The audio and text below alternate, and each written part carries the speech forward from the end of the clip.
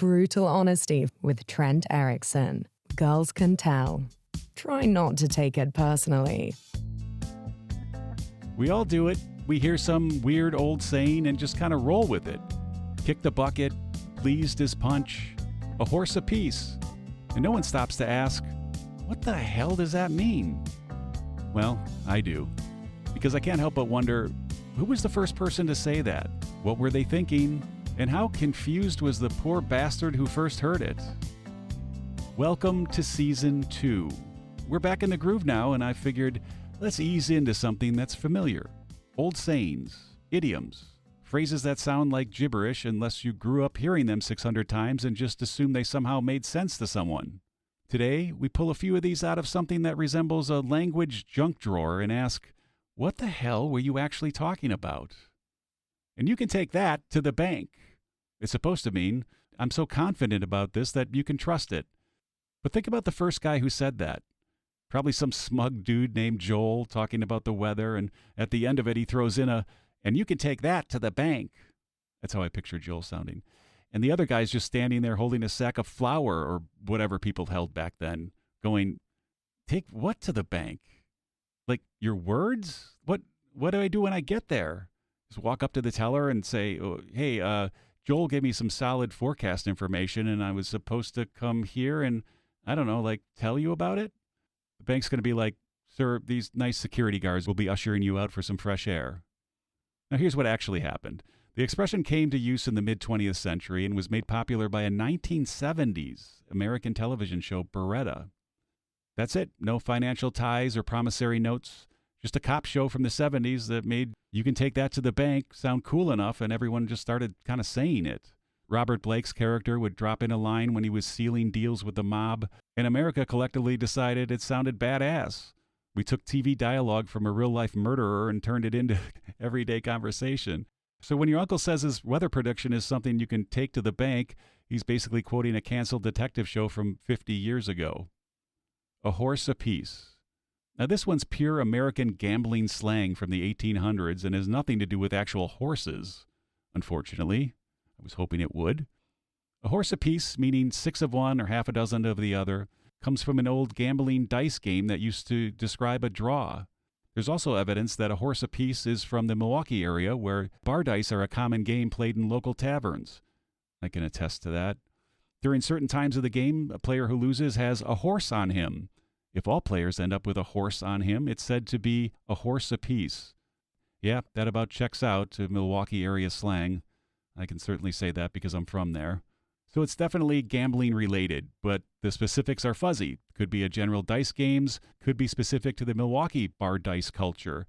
Yeah, that's a thing. Either way, it meant even odds, no advantage either way, 6 of one, half a dozen of the other. Plus, it's just fun to say. Let's face it. This phrase only survives in specific regions, used outside of the upper Midwest, and people think you're having a stroke.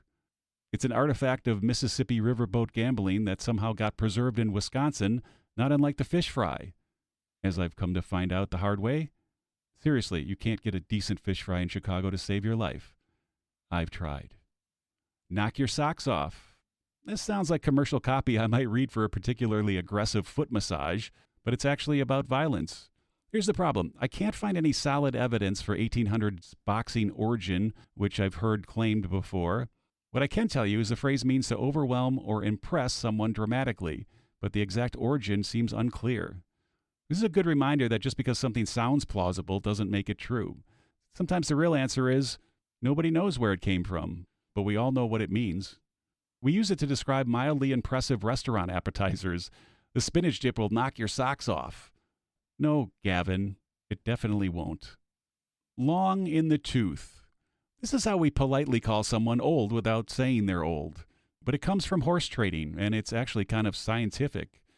Horse teeth continue growing throughout their lives, but their gums recede with age, so older horses literally have longer-looking teeth.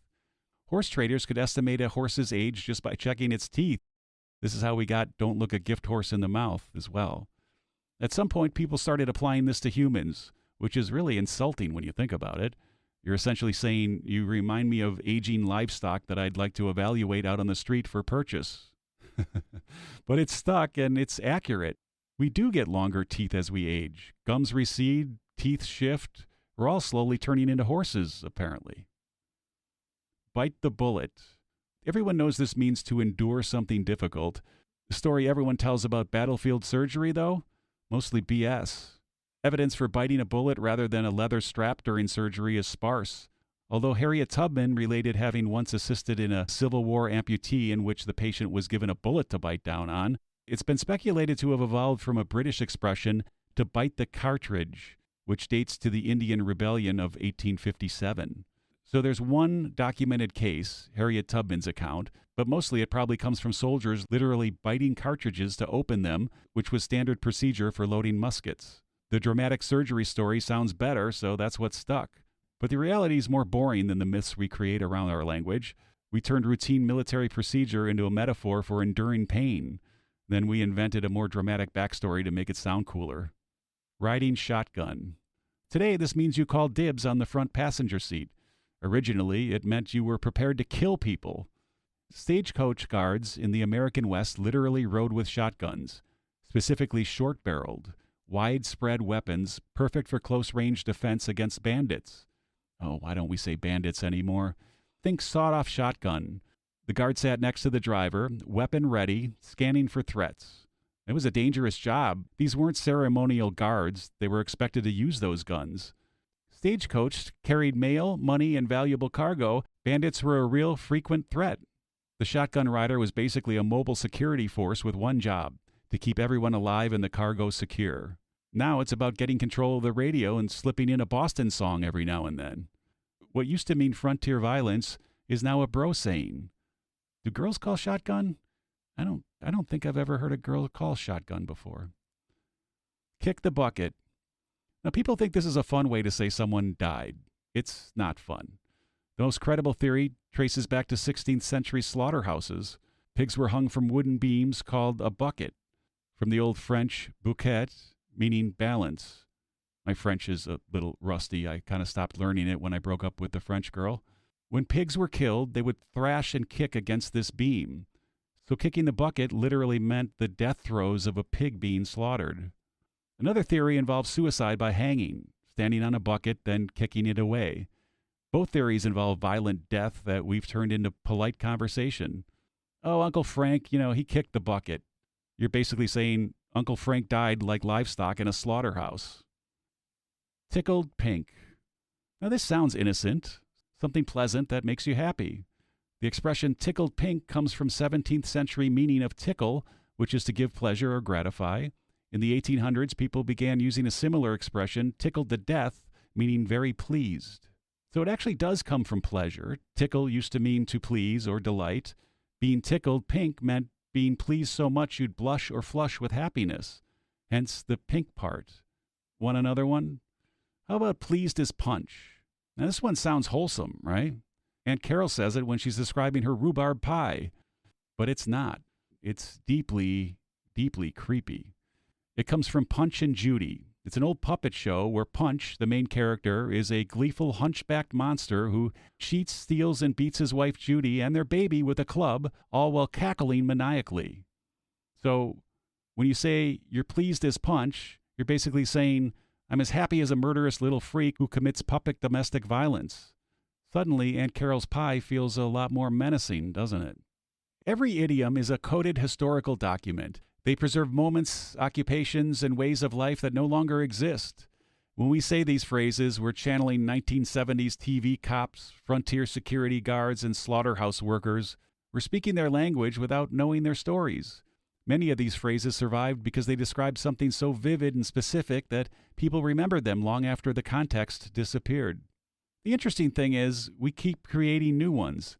In 50 years, someone's going to wonder why people say, it slaps, or no cap, and we'd have to explain Atlanta hip-hop culture. Language is like time travel.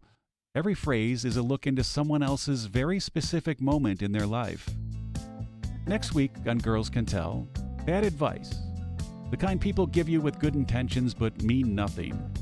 You know the ones. Just be yourself. Everything happens for a reason. You should try smiling more.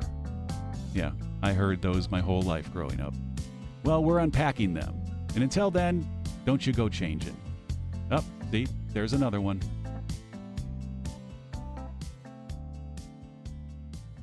Go for a walk, Holly? Let's go for a walk. Yes. Good girl.